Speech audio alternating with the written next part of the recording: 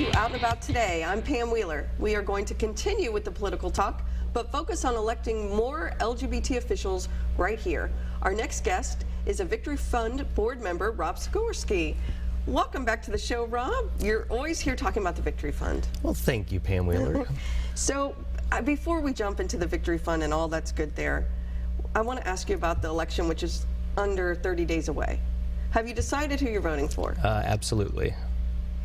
Don't go ahead. Who are you voting? Oh, Hillary Clinton, of course. Do you think there's what are the odds that you think, because you're so connected, you're connected on the national level, what are the chances that Trump gets elected? I am hopeful it's very minimal, but You're not giving me anything. Okay, all right, we're going to move on to the Victory Fund. Tell me what and I'm on the board, so this is kind of, I know all these answers.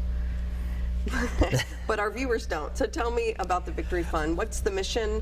The Victory Fund was formed in order to get out LGBT officials into office. When it was formed back in '91, there was about 50 officials that were in public offices, and since then, Victory has helped thousands of officials train, prepare, and run for offices across the country in all different levels, from local all the way up to the federal level.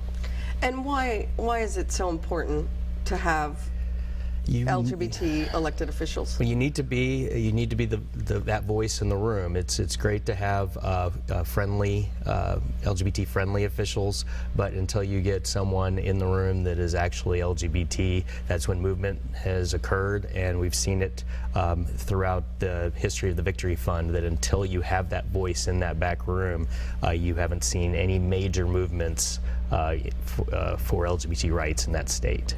And I believe that Tennessee has been a little behind some other parts of the country with its elected LGBT officials.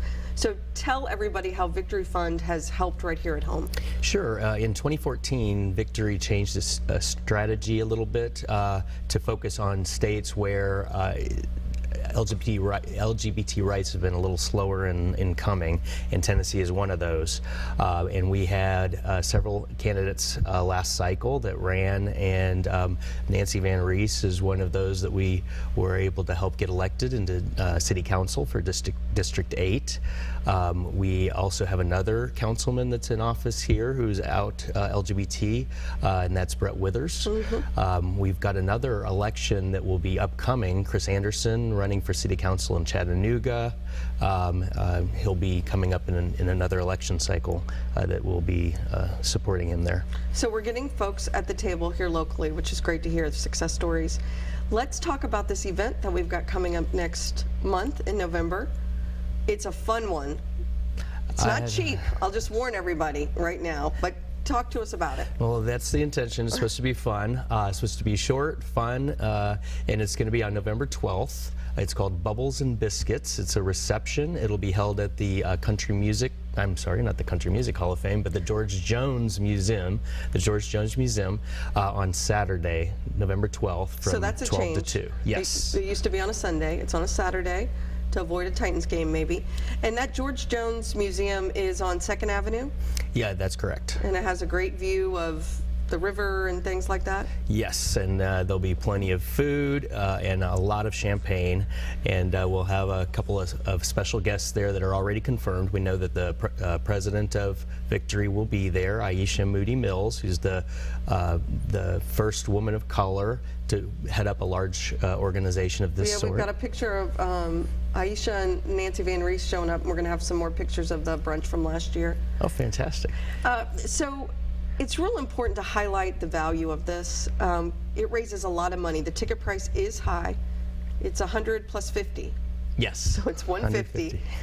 But it raised last year, I want to say, $25,000. Something like that, right? Yes, it's a great fundraiser here in the city of Nashville to help get those candidates that we're trying to get elected in, get the training out there, anything else that we can do to get these people elected. And if somebody's sitting out there and they're thinking they want to aspire to be an elected official, there are tools that the Victory Fund has to help them. What is that process? Well, absolutely. If you are interested, call one of us or get on victoryfund.org, and there's ways to get in contact. But we've got something called the Victory Institute that does the education and training of prospective candidates. And the next one upcoming is actually going to be in December in DC. So there's one coming. If anyone is interested, please reach out to us, and we would love to get you in there. And that's victoryfund.org. I know there is information on the website. Going back to the event, who is going to speak? Last year, I think there's been a picture of Megan Barry. She had just been elected because the event was in September, right? And it was one of her first appearances, right? That's correct. It was the Sunday immediately following the election, and we were very excited for her to open up for us.